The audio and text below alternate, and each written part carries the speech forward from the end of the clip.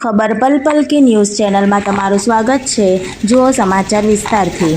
વડોદરા શહેરમાં કોંગ્રેસ સમિતિ દ્વારા ગાંધી નિર્વાણ પર ગાંધીનગર ગૃહ ખાતે ગાંધી બાપુની પ્રતિમાને પુષ્પાંજલિ અર્પણ કરવામાં આવી હતી। શહીદ દિવસ એટલે કે ગાંધી નિર્વાણ દિવસ 30 જાન્યુઆરી તરીકે ઉજવાય છે। શહીદ દિવસે ભારતની આઝાદી માટે પોતાનું જીવનનું બલિદાન આપનાર કોંગ્રેસ સમિતિ દ્વારા ગાંધી નિર્વાણ દિન નિમિત્તે ગાંધી બાપુની પ્રતિમાને પુષ્પાંજલિ અર્પણ કરવામાં આવી હતી। ગાંધી નિર્વાણ દિવસને શહીદ દિવસ તરીકે મનાવવામાં આવે છે।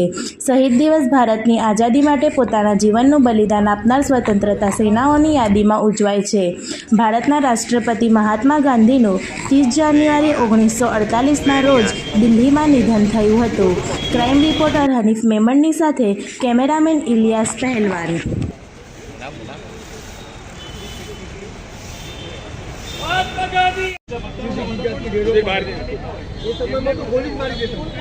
जी बेन चढ़ाई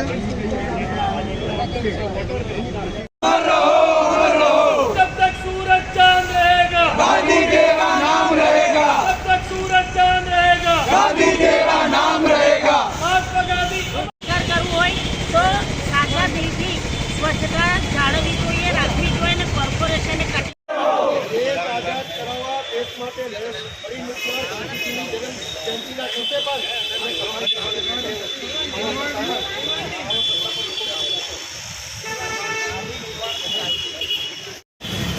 मोटा भाई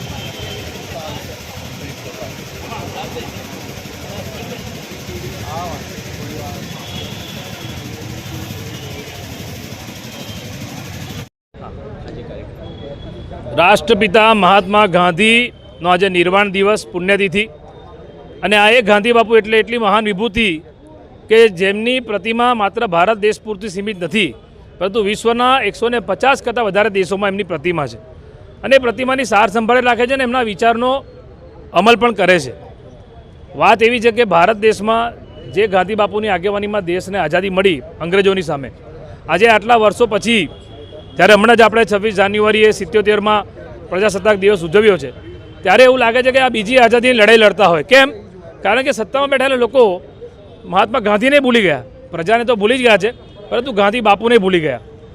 આજે જે ગાંધી બાપુ આ દેશ માટે કુરબાની આપી, ત્યાગ આપ્યો, બલિદાન આપ્યું અને એમની પુણ્યતિથિ નિમિત્તે અહીંયા ગાંધીનગર ગૃહ ખાતે એટલી ખરાબ હાલત, દયનીય હાલત અમે જ્યારે આવ્યા, કોર્પોરેશન દ્વારા કોઈ વ્યવસ્થા નહીં, સરકારી તંત્રની વ્યવસ્થા નહીં, કારણ કે જે લોકો સત્તામાં બેઠા છે એમને તો ખાલી નોટમાં જ ગાંધી ગમે છે, એમને ગાંધી વિચાર જોડે કે મહાત્મા ગાંધી જોડે દૂર દૂર સુધી કોઈ લેવા દેવા નથી, માટે એ લોકો વારંવાર ગાંધી બાપુનું અપમાન કરે।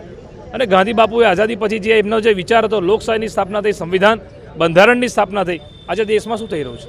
આજે બંધારણ પર હુમલો થાય, લોકશાહી પર હુમલો થાય।